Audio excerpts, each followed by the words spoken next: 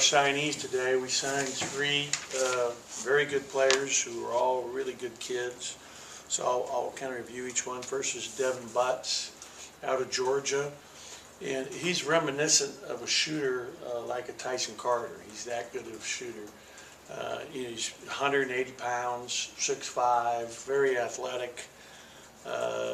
Comes from a good basketball family, in that his dad was a very good player at Texas Tech and all Southwest performer. Played under a very good coach, Gerald Myers. But Devin is a bright kid, pre-engineering student. So they were very, very impressed by the academics here at Mississippi State, especially our engineering department. And very grateful to all the love and care that they were shown over there in engineering, because they did a great job, and that's a real strength of this university. Next is Elias King. Elias is 6'8", incredibly skilled, a wonderful shooter. I think he has big time. All these kids have 3-point range, right now from day one, and this kid can pass the ball and handle the ball like a point. He can play three positions. He's a very, very skilled player and an outstanding shooter. Has great length. He's going to be a good addition to our program. I'm very excited about Elias and his future. And what I love about all three of these kids, they're all gym rats. What was interesting, when they came on their visit, they all got here on a Thursday night, and our players were playing that night, and they all came up to the gym and played with them. And everybody who played with them, was excited. That was before we started our official practice. They were here for the Florida home game weekend. But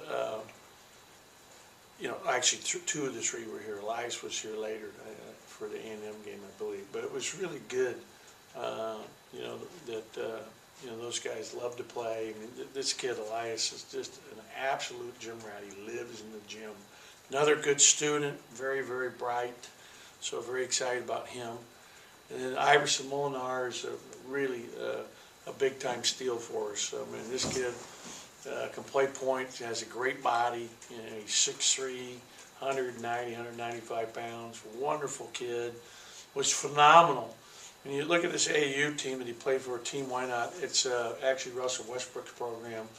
And I saw him in Augusta, Georgia, at the Peach Jam, and he shot 63% from the field. He was that team's best player, and they have some guys that are big-time high recruits. But if you ask their coach, who coached that team, who's a good friend of mine, he would tell you this kid's the best player on that team, and this kid's going to be another nice addition. So I'm really pleased with the three recruits that we bring in this year, and excited about all three of them, and think they're going to all be real good players at Mississippi State. In terms of what's up next for the Bulldogs, we've got Long Beach State here Friday night. And I have a history that goes way back with Dan Monson, their head coach.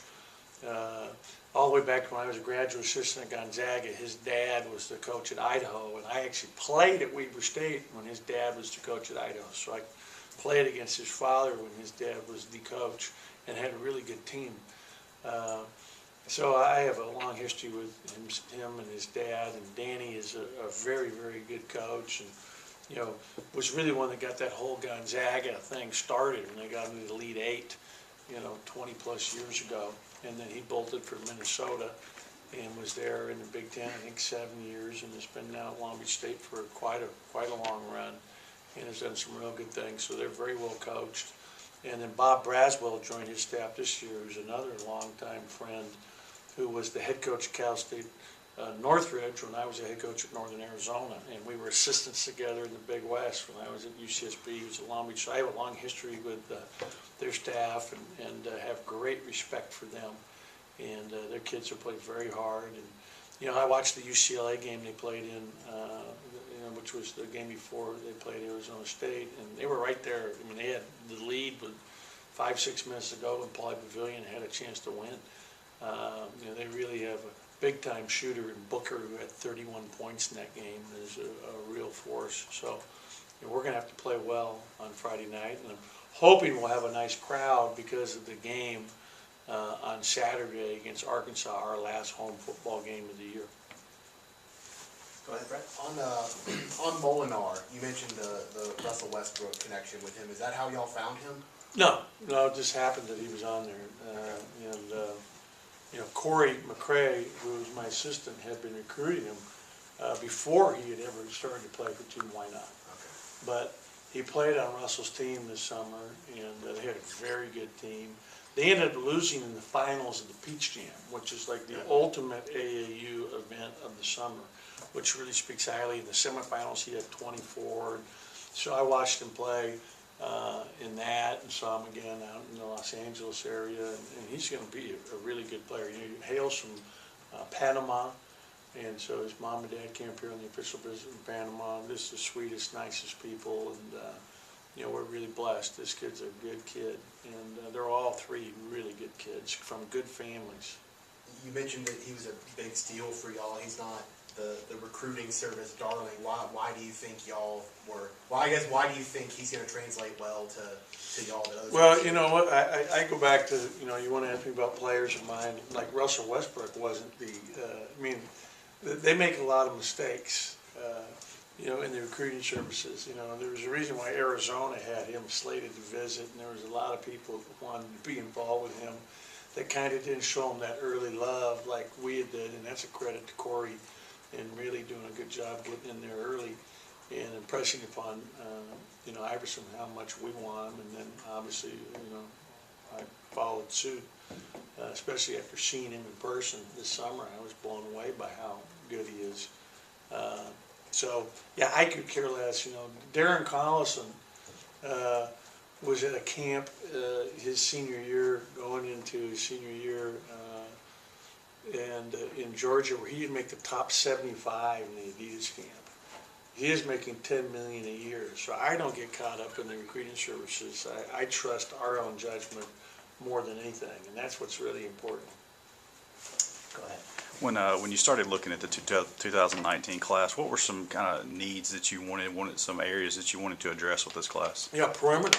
We wanted to get our perimeter shored up because we're already right now we have 6 scholarship guys, and we've got to have more than that in the backcourt. You would normally want to have it broken down to 7-6. So we're going to have some depth again and some good competition. We also wanted to get really good shooters. All 3 of these guys share the ability to shoot, pass. They're all great kids. And what's really kind of interesting, this is 2 classes in a row now where all 6 of those kids come from 2-parent families, which I like because I think those kids are blessed to have both parents in the household, and it just is healthy. Go ahead. Kind of shifting gears a little bit, from what you've seen through the team's first 2 games, what have you liked? Has there been anything that you haven't seen that you would like to improve upon on Friday night? I really liked our defense in both games. I thought we played very good defensively. I thought we really imposed our will in both the first 2 games. They had 21 turnovers. Even though they shot a decent percentage, Hartford did. You don't take into account 21 turnovers. I think, and actually Coach Williams pointed this out in the postgame show, I think combined in the previous 2 games, they had less than 21 turnovers combined in the 2 games. So our guys are doing a good job getting deflections, playing hard, our rotations. We're playing extremely hard. And that was a difficult game. There were 2 different games. One game, you're playing against a team that's super patient on offense in Hartford versus Austin P, which is more wide open and getting up and down. And you've got to be able to adjust to different styles because every team you play is going to be a little bit different. And so I was very pleased with that. We've got to do a better job not allowing second shots. And that's going to be a big thing moving forward because we are playing small. We start with your 6'1" and 6-foot guards. Now, Nick plays way bigger than he is because of his heart and his toughness and his strength and his athleticism. But, bottom line is we got to get in there and get rebounds and keep them off the glass. So that's a huge thing. And then I think we got to do, I thought offensively we're better in the first game than the second game. Part of that was the style of the game. When you're playing against a team that's playing so slow offensively, you know, they took 20 shots in the first half. Now they did have 10 turnovers, but they only got off 20 shots. So they're using the clock and being very patient. And so when you get the ball, you've got to be smart. If you shoot up a quick shot, now you're back on defense again for another long period of time. So if you did a time of possession chart in that first half, it would definitely have favored them. And, you know, that's an important stat. We'll keep it in the front with Tyler. You mentioned Nick sort of imposing his will, or I mean Q, sorry. Has that been a focal point of the offense, or it looks like he's just sort of taking what he's getting? And how many shots do you want him to put up per game? Oh, it just varies from game to game. I mean, there'll be some games where they're going to face guard him and try to keep him completely out of the game like Alabama did 2 years ago. So it just varies game to game. Where Q is so good is finishing at the rim and attacking in transition. And so when we're forcing turnovers and we're getting out into the open court, or we're getting stops, that's where he's so good and his teammates are finding him. You know, I thought the first game against Austin Peay that we played, he was remarkable in his ability to score, you know, different ways, finishing at the basket. And you got to remember, that's a guy who that week that opened up on a Friday, his first practice was, I believe, Tuesday. So he practiced Tuesday, Wednesday, Thursday, played Friday, and had been out 5 days.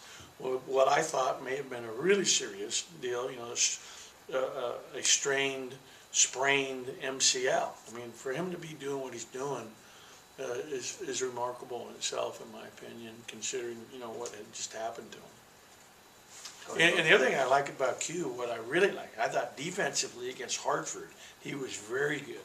He had a couple steals, you know, he had 6 steals. You know, 6 steals.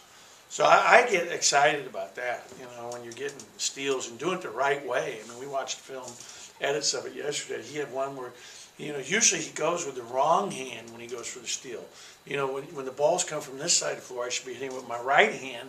Oftentimes he's going left. He actually did it the right way, got the steal. I was so excited, you know. They tried to beat him on a back cut, and he turned, snapped, got the ball, deflected it. I mean, he did a heck of a job. Go ahead to Logan and then Brett.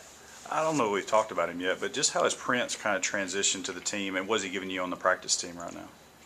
It's really hard for him right now because we're putting in all our sets, working on the other team and what we're preparing for each. He doesn't get a lot of run when it gets to 5-on-5.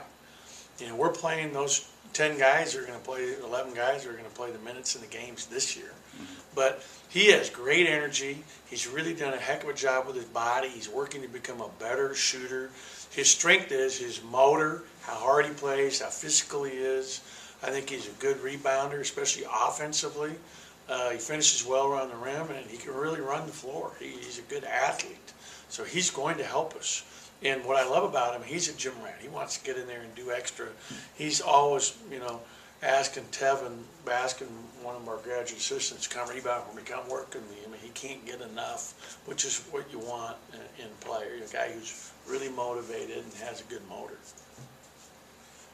Other than just knocking down shots, what do you feel like you need from Tyson Carter to feel like you got good minutes out of him? Well, he's playing good defense. I'm really impressed with him defensively and how he's been playing this year defensively. And he's an outstanding passer. You know, he makes plays for others. I really like it because he's very good at seeing the floor. The one other thing that we've got to get better at when I think about him is we got to get better at post feeding. And I want him to be one of our best post feeders. And yesterday in practice, that was a point of emphasis. We didn't feel like we got enough post feeds in our first game offensive or second game offensively. And we got to do a better job of that. So that's a point of emphasis right now for us on the offensive end.